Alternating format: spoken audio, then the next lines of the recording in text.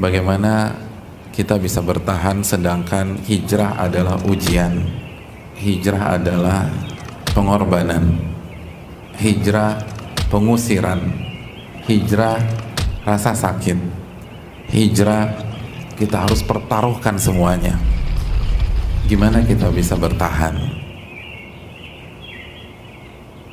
Yang pertama, ikhlas dan jujur kepada Allah Subhanahu wa ta'ala. Allah berfirman tentang orang-orang yang hijrah dalam surat Al-Baqarah ayat 218. Innal ladzina amanu wal ladzina hajaru wajahadu fi sabilillah ulaika yarjuna rahmatallah wallahu ghafurur rahim.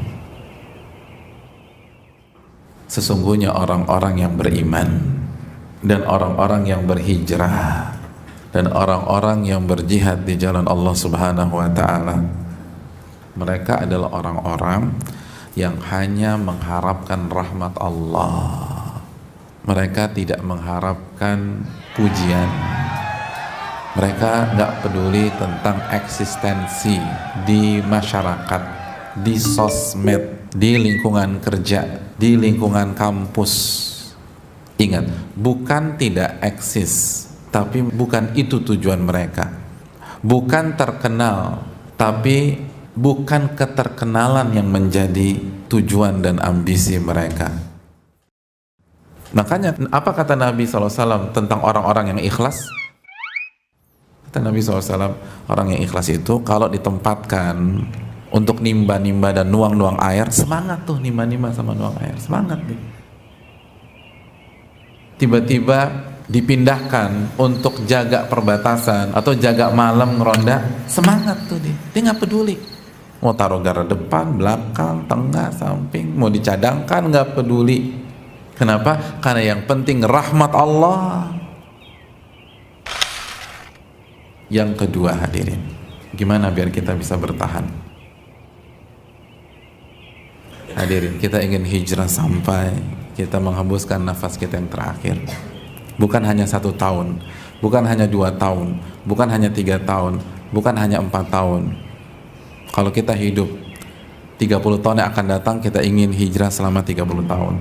Kalau kita hidup 40 tahun yang akan datang, kita ingin hijrah sampai 40 tahun ke depan. Oleh karena itu, jadilah seorang pelari maraton, bukan menjadi sprinter. Dan yang jadi masalah, banyak yang hijrah di awal-awal jadi sprinter semua. Semua dikejar sama dia, semua dibaca, lalu langsung dipraktekkan di dalam keluarganya. Bukannya praktekkan, didakwahi semuanya, dikumpulin tuh seluruh keluarga besar. Seperti Nabi mengumpulkan orang-orang Quraisy. Ya benar, Nabi mengumpulkan orang Quraisy itu setelah berapa tahun beliau eksis dengan mereka. Allah berfirman dalam surat Al-Isra ayat 106, wa Qur'anan faraqnahu litaqra'ahu 'alan nasi 'ala mukth wa nazzalnahu tanzila. Al-Quran kami potong-potong saat kami turunkan, potong-potong, nggak komplit Al-Fatihah sampai An-Nas langsung disuguhkan, kami potong-potong. Biar apa? Litaqra'ahu 'alan nasi 'ala mukth, agar Anda wahai Muhammad menyampaikan kepada manusia sesaat demi sesaat, potongan demi potongan, pelan-pelan, pelan-pelan. Mukth, jeda dulu, lanjut lagi, jeda dulu. Wa nazzalnahu tanzila, dan kami turunkan itu secara berangsur-angsur, bertahap, khususnya dalam belajar dan dalam mengamalkan. Karena kan belajar otomatis harus berjalan paralel dengan pengamalan. Jadi kalau belajarnya bertahap, pengamalannya juga akan mengikuti proses belajar. Makanya ketika para ulama menjelaskan belajar yang bertahap, mereka menggunakan hadis makana rifqu fi syai'in illa zanah. Tidaklah kelemah lembutan itu berada dalam sebuah kondisi kecuali akan menghiasi kondisi tersebut.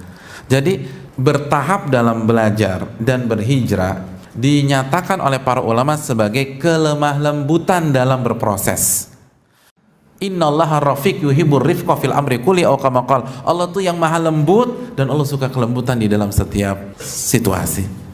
Dan sebaliknya, wa ma nuzi'an syai'in illa syana, tidaklah kelemah lembutan dicabut kecuali akan merusak kondisi itu.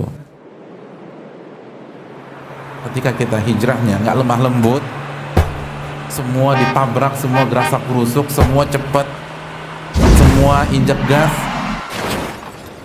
hancur kata Nabi SAW, hancur. Syana akan merusak tuh. Sabar pelan-pelan. Lalu yang terakhir, ilmu yang kita lakukan bertahap itu harus kita amalkan. Allah berfirman, walau annahum fa'alu ma yu'adzuna bihi lakana khairan lahum wa ashadda tathbita. Kalau mereka mengamalkan apa yang mereka dapatkan dari nasihat, dari ilmu, maka itu yang terbaik buat mereka dan akan mengokohkan mereka, akan membuat mereka istiqomah dalam hijrah, nggak terombang-ambing. Nah itu tadi, kenapa harus bertahap dalam ilmu? Karena ilmu itu bukan teoritis, ilmu itu bukan retorika, ilmu itu dapat diamalin, baru antum akan istiqomah dalam hijrah. Antum bertahan. Kalau antum nggak amalkan, nggak akan bisa. Itulah kunci sukses hijrahnya para sahabat, sebagaimana dikatakan Utsman bin Affan. Kita dulu belajar sama Nabi 10 ayat, 10 ayat. Wala yujawizuhunna, dan kita nggak akan melangkah ke ayat ke-11 sampai kita sudah amalkan ke-10 ayat tersebut. Pelan-pelan mereka. Itu yang buat mereka sukses. Pelan-pelan. Bertahap.